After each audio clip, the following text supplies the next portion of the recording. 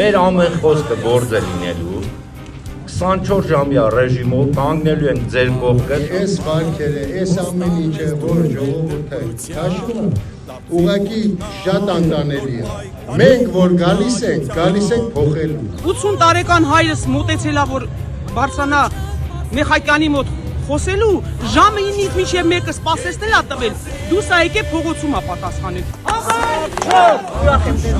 Պետրությունների առաջը ներասների կուտերի ասֆալտեն բերում գտկուն է ձեր փողոցները, որ տեսեք ինձավ ասֆալտ են արել։ Վարչական լծակը չարաշահելով,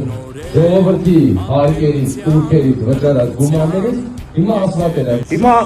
շինցու գործեր են փորձում կարել մեր վրա Գրիշա Հարությունյանի եւ իմ վրա Այդ շինցու գործերով մեր չեն կարող ախացնել Աստծո հաջողություն է